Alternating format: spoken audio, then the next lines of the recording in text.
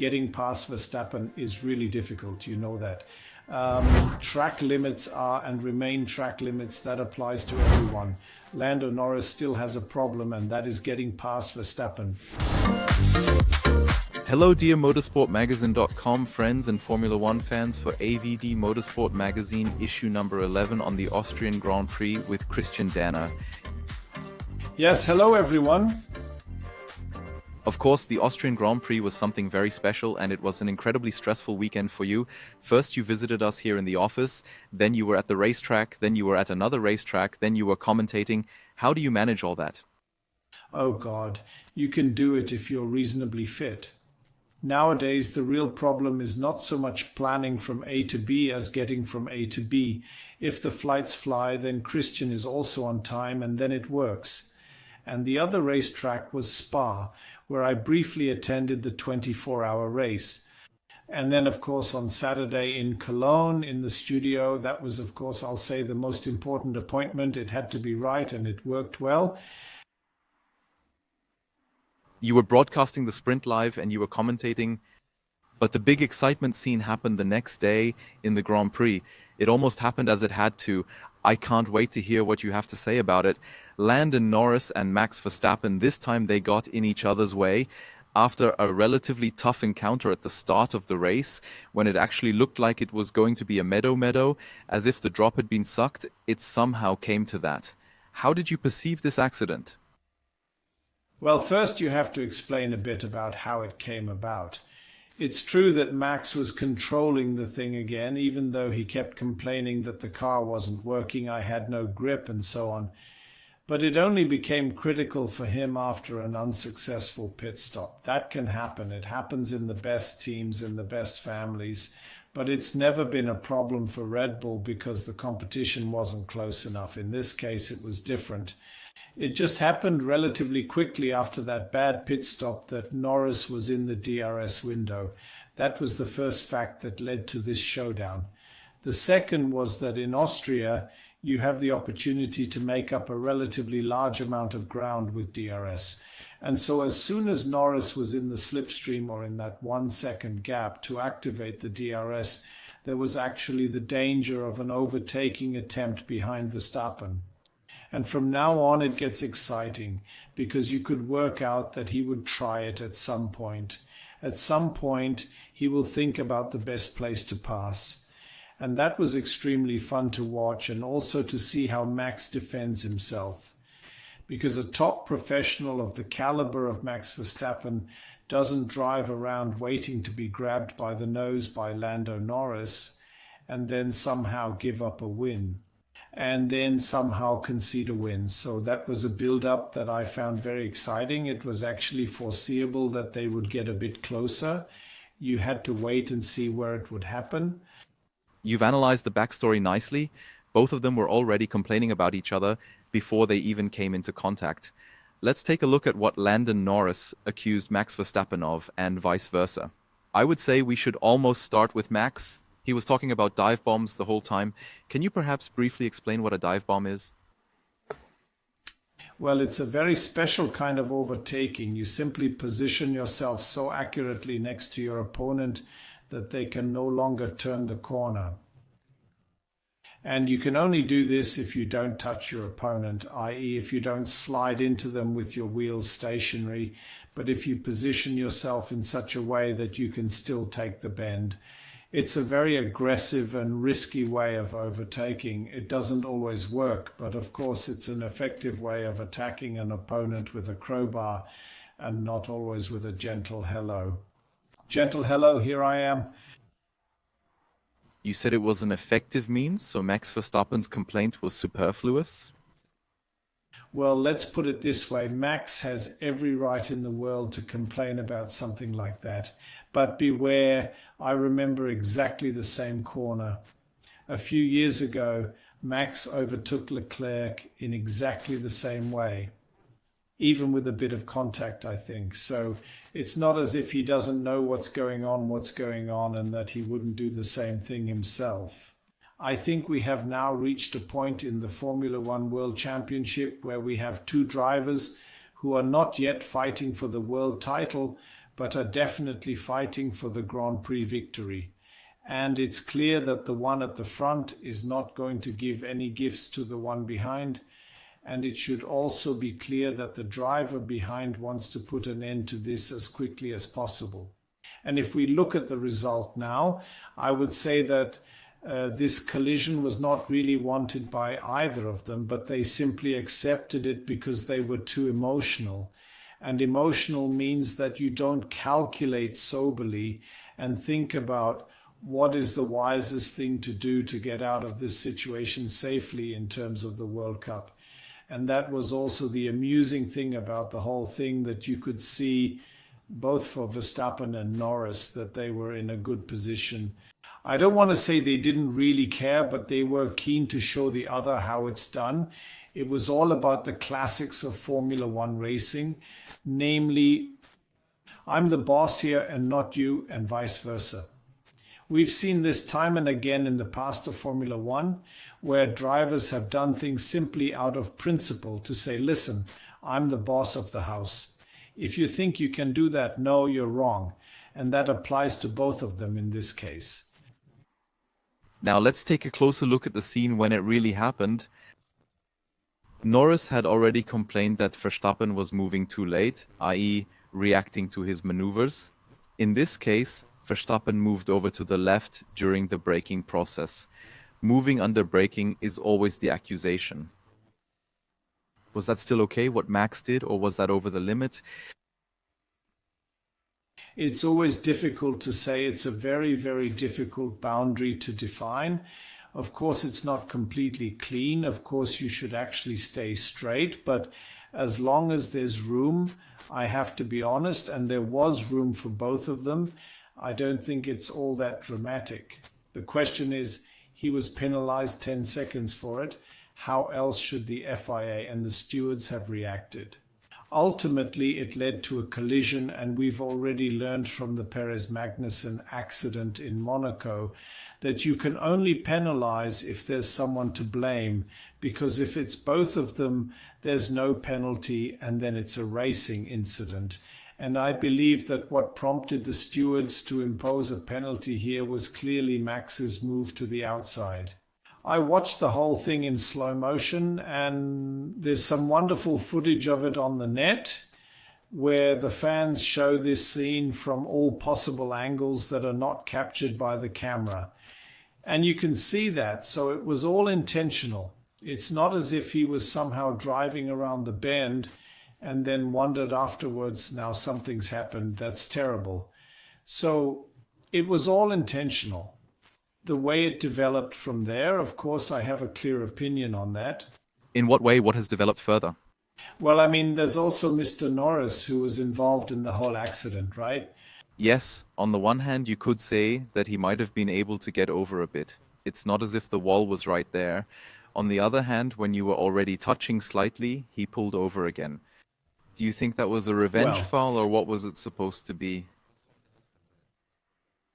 No, I think it was unconscious. It wasn't a revenge foul, because if it had been, it would have been so stupid, because he knew exactly where he was. The best he could do is break something. No, I think we have here, it's incredibly exciting to watch and see how Lando Norris is slowly but surely becoming a top driver. And it's not just that he's fast. It's not just that he can qualify. It's not just that he doesn't make mistakes in the race. But now he has the final step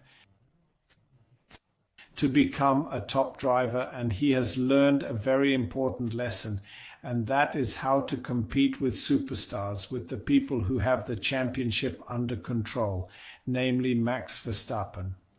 It's an art that you also have to learn in a Formula One car, even if you've perhaps practiced it before in karting or Formula 2 or whatever. But in my opinion, Lando Norris was actually just as much to blame for this collision, or rather for the coming together. Coming together, which is much, much gentler in English in this meeting of the two. He certainly had his faults there too, because you can't just complain about your opponent. Yes, the bad guy, he won't let me pass now. He has to find a way to get past safely, and he didn't manage that. How to overtake a Verstappen? Yes, that's the thing. Of course, there's no blanket general way to define it. But Lando Norris has to come up with something else. The method he chose in Austria was somewhere between superfluous and stupid. So he can't get past it that way. He has to come up with a bit more. And I like to see how he has to establish himself here on this last step up to the absolute top man. And I hope he will. The rest of the season will show whether he succeeds, but I'm confident that he will. He's taken all the other steps with flying colors. Lando Norris is, of course, a very interesting topic, and we'll talk about that in more detail in a moment. Let's leave the collision aside for a moment. And also my question, are you off for a moment? Because we're going over to our favorite section, AskAvD.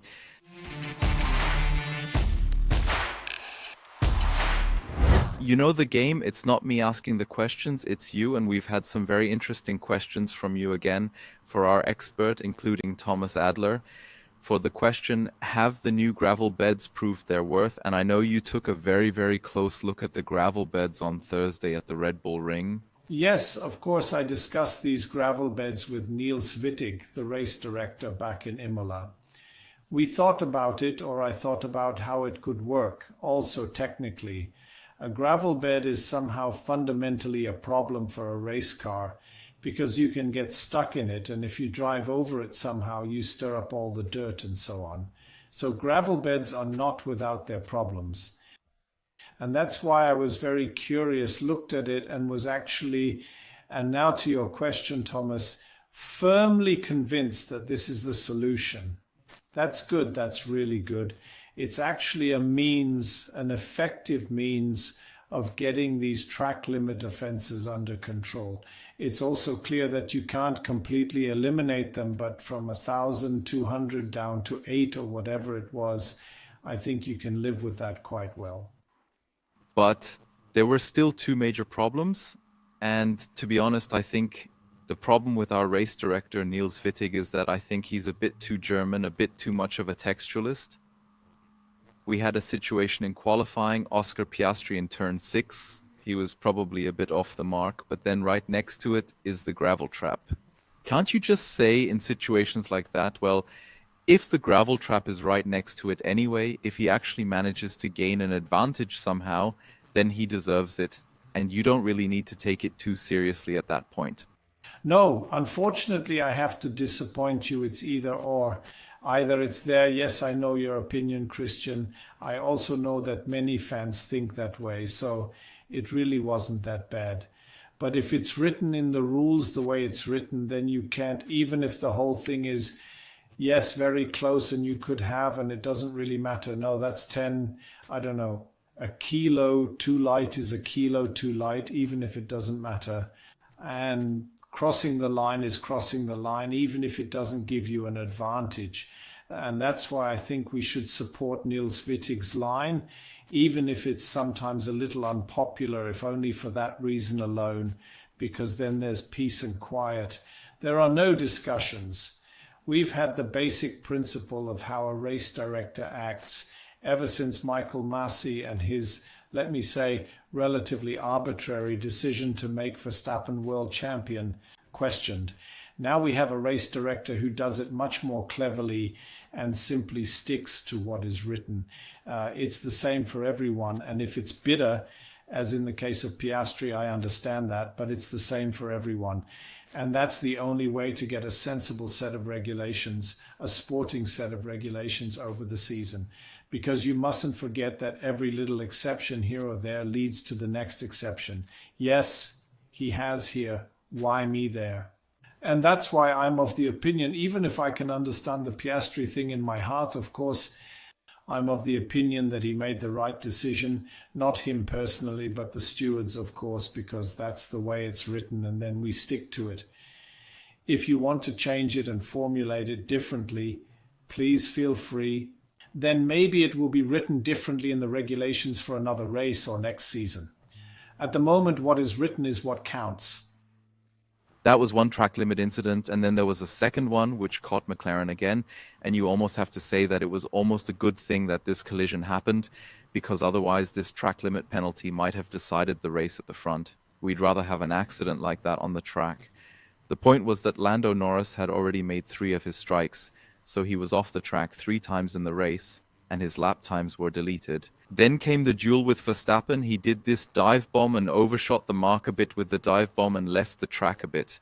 Now he's been given a penalty for that because, strictly speaking, he was off the track again.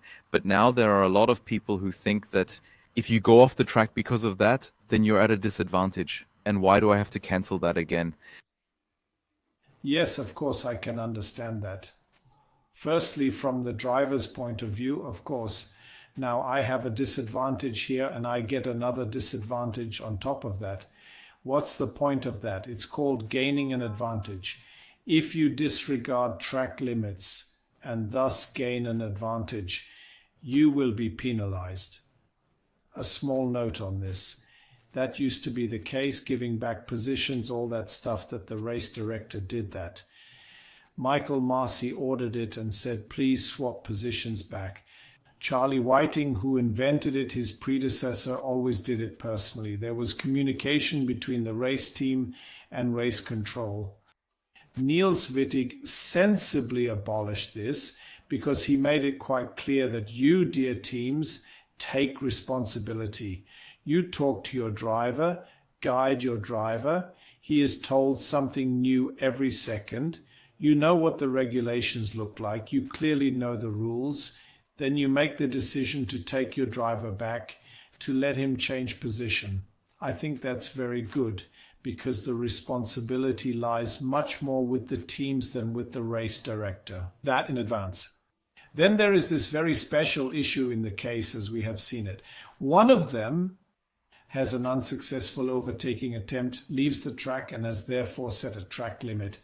Of course, at first glance, absurd at first glance, but watch out.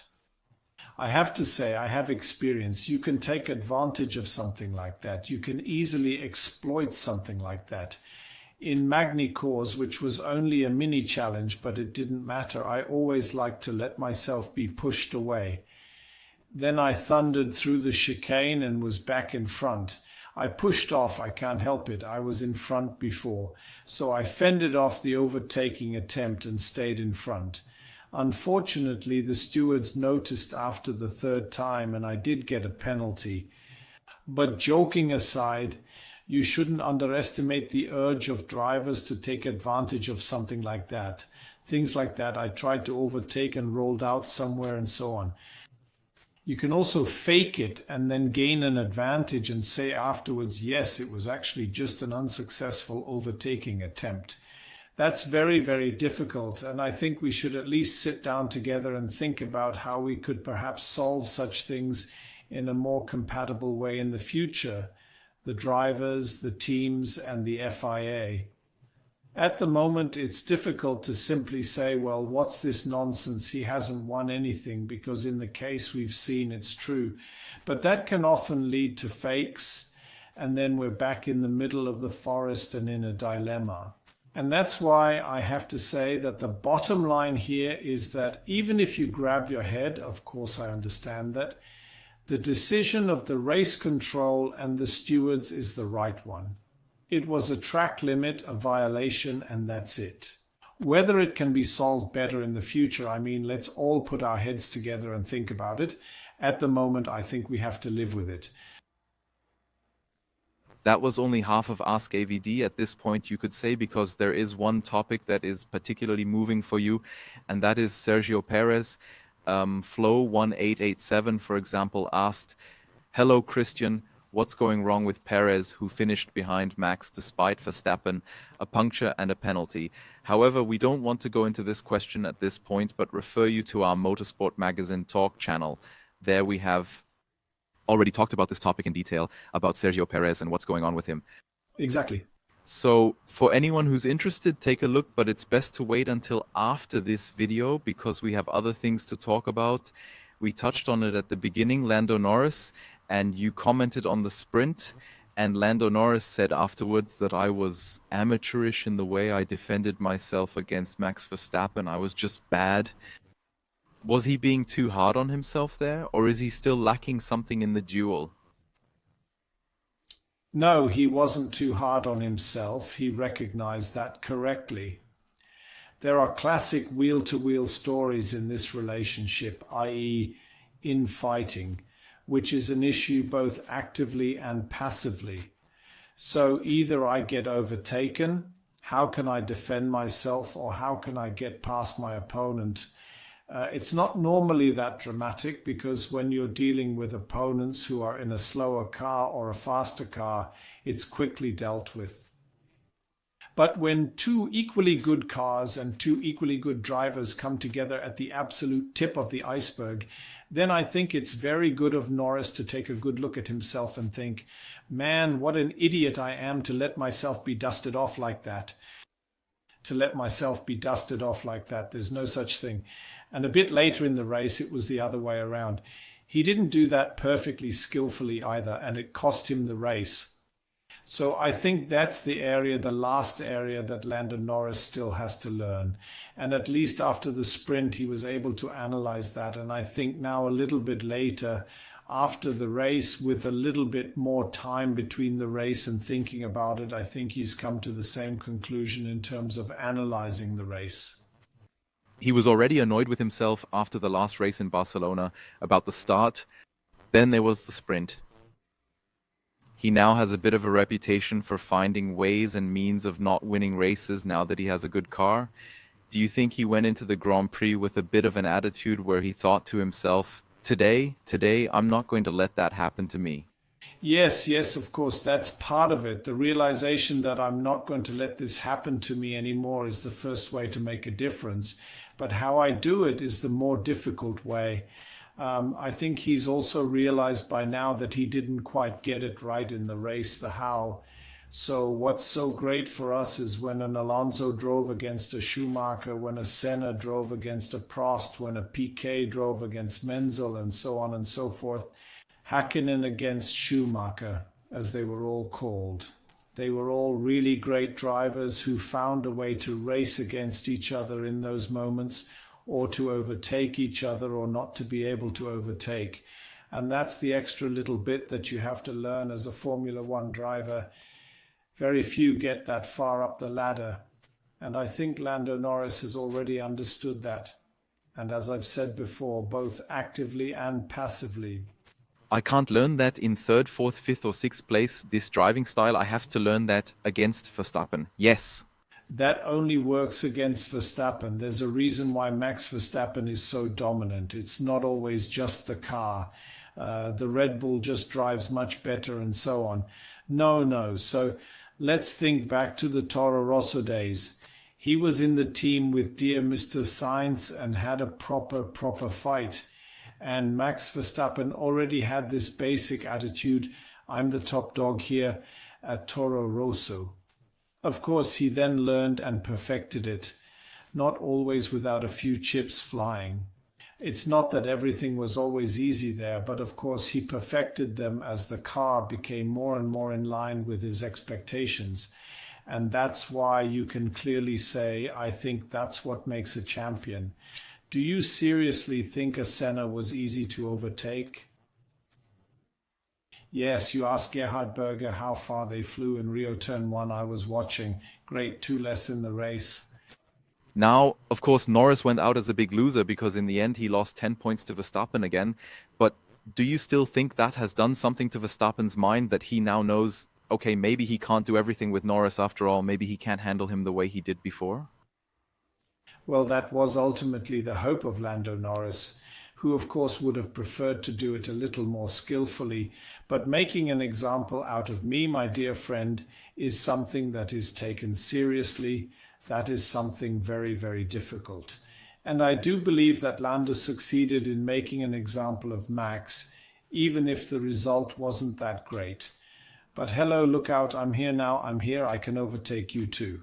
That's something you can't scare Max Verstappen with, for God's sake. He's far too good for that. But you have to show him that he's noticed. And I do believe that Lando has at least managed to do that. So I think we can leave the serious analysis, the background for today, and move on to a little fun corner for today, namely our AVD pit stop. You've already seen a few of these little puzzle games in this magazine. Christian explained routes, drew routes, and we thought, why not show a few outtakes of what goes on behind the scenes when we draw the whole thing or when you draw the whole thing, and then maybe I'll add a little bit, film off. All right, so the next track is a classic. It was my first time on this track with a Renault 5. It took a while to get back there per lap, but it was still great. So it's miserably long, straight ahead, straight ahead. Then there's one of those bells and whistles. Then it goes around a bend here, like this. Then there are more bells and whistles. It goes around the corner again. Then comes a bend, then another bend, then a fast chicane. And then it's straight ahead again. Here we are again. I have to see if we've forgotten anything. Well, that's it. What is it? It looks a bit more like the trio ball in the Eurospeed world, but it probably went out with us. Yes, it's Monza, Curva Grande. Can I have a go? Yes, I would have done it like this. So I'm off to the bend. Curve Grande, it goes too far back here on the position. The Orogio. Then Lesmo 1 and 2. And what is that? Ascari. And That's then exactly how it is. Parabolica. I mean, there's a hack in there now, but okay. So, well, we're talking about the same track. Knowing a racetrack and having the feeling of driving on it is no problem. But drawing it is, well, I find that a huge challenge because you can't find the tail at the back. You draw in front of you and end up somewhere completely different from where you thought you wanted to go. So let's stick to the division of roles. You drive the routes. I might do them a bit on the whiteboard. I think we'll get there better overall if we leave the division as it is. I think that's better too. Maybe there's already the next route or whatever. Next week in our AVD pit stop, because we don't just have a double header, we have a triple header. That means action every week, and you won't have to wait much longer. Then it's back to AVD Motorsport-Magazin with Christian Danner. Issue number 12 will be published for the Silverstone Grand Prix, Great Britain. We're particularly looking forward to this classic again. Yes, I have fond memories of it. It used to be my home for 7 years. Great to be there.